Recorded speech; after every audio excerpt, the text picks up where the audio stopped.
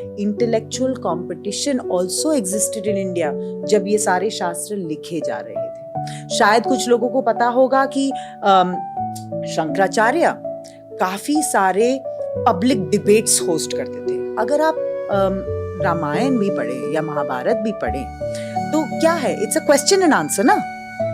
Arjun is talking to Krishna and Krishna is responding. It's like a debate, किसी प्रकार का debate हो रहा है। तो डिबेटिंग इंडिया में सिंस एंशिएंट टाइम्स हमेशा रहा है। रिलीजन एक्चुअली आगे बढ़ा है जब a spirit of debate was maintained. जब शंकराचार्य ये डिबेट्स भी करते थे तो काफी सारी एक्सपेंशन ऑफ थॉट्स होती थी और एक दूसरे के रिलीजन से सीखा जाता था।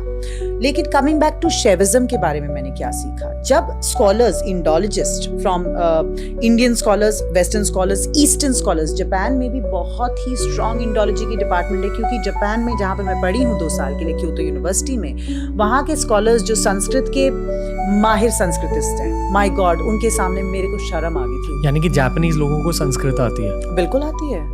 आप देखेंगे Hamburg university, Kyoto university, Tokyo university, Leipzig university, Oxford, Cambridge, Harvard, Berkeley, just from the top of my head, just ये जो मैं अपने अभी मैंने सोच के बताया, इन सारे यूनिवर्सिटीज में इंडोलॉजी की इतनी स्ट्रॉन्ग डिपार्टमेंट है, इतनी स्ट्रॉन्ग डिपार्टमेंट है। ये संस्कृत में आपसे नॉर्मल बात कर सकते हैं, ये संस्कृत में जोक्स मारते हैं। जब मैं क्लासेस में बैठी थी, मेरे प्रोफेसर जो एक इंग्लिश जेंटलमैन है, एमेरिटस प्रोफेसर हैं, ज्यादातर लोगों को पता नहीं चलेगा लेकिन फॉरेन यूनिवर्सिटीज में, east and west foreign universities में प्रोफेसर एक पद है, जैसे सुप्रीम कोर्ट का एक पद है। आपको कुछ साल काम करने पड़ेंगे तब आप सुप्रीम कोर्ट के जज बनेंगे, तब आप अटॉर्नी जनरल ऑफ इंडिया बनेंगे, यू नो। तो प्रोफेसर भी एक अर्न्ड पोजीशन है, जैसे डॉक्टर एक अर्न्ड पोजीशन है और डॉक्टर से ही आदमी प्रोफेसर बनता है। तो जो प्रोफेसर वहां पर बैठे थे वो काफी सारे जोक्स भी संस्कृत में मारते थे।